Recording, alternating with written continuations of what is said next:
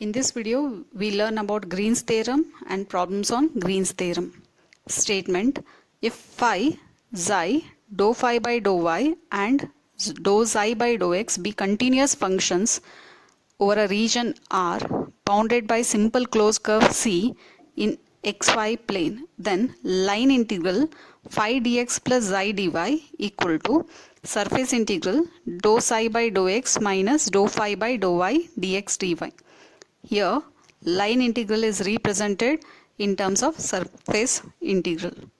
Example: apply Green's theorem to evaluate line integral of 2x square minus y square dx plus x square plus y square dy, where C is the boundary of the area enclosed by the x-axis and the upper half of the circle x square plus y square equal to a square. Solution: we need to evaluate line integral of 2x square minus y square dx plus x square plus y square dy, where C is the boundary of the area enclosed by the x-axis and the upper half of the circle x square plus y square equal to a square. We can represent graphically area enclosed by the x-axis and upper half of the circle represents this graph where x varies from minus a to a, and on this line y is 0, therefore y varies from 0 to point on the curve, that is y equal to root a square minus x square. By Green's theorem, we have line integral phi dx plus xi dy equal to surface integral dou xi by dou x minus dou phi by dou y dx dy. Therefore, the given line integral 2x square minus y square dx plus x square plus y square dy equal to double integration partial derivative of x square plus y square with respect to x minus partial derivative of 2x square minus y square with respect to y dx dy. Here the limits of integration, the first limits are x limits, as x is varying from minus a to a, and second limits are y limits, y is varying from 0 to root a square minus x square. So let's evaluate this double integration. If you observe, y limits are variable limits, therefore we need to integrate with respect to variable limits first. So integrate with respect to y. On integrating with respect to y, we get 2 times minus a to a x into y plus y square by 2, and the limits of integration 0 to root a square minus x square dx. On simplifying, we get 2 times minus a to a x root a square minus x square plus a square minus x square by 2 dx. On multiplying 2, we get 2 times minus a to a x into root a square minus x square dx plus, and this 2 and this 2 get cancelled, minus a to a square minus x square dx.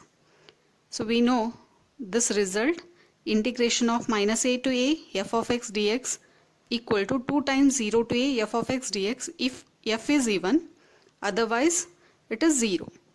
By this property, the first integral, if you observe, x into root a square minus x square is odd function, therefore this integral is 0.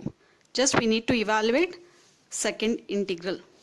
Therefore the line integral 2x square minus y square dx plus x square plus y square dy equal to 0 plus 2 times 0 to a square minus x square dx.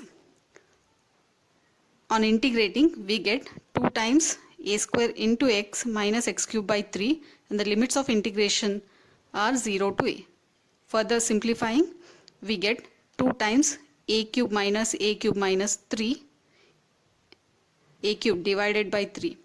On simplifying, we get 4a cube by 3.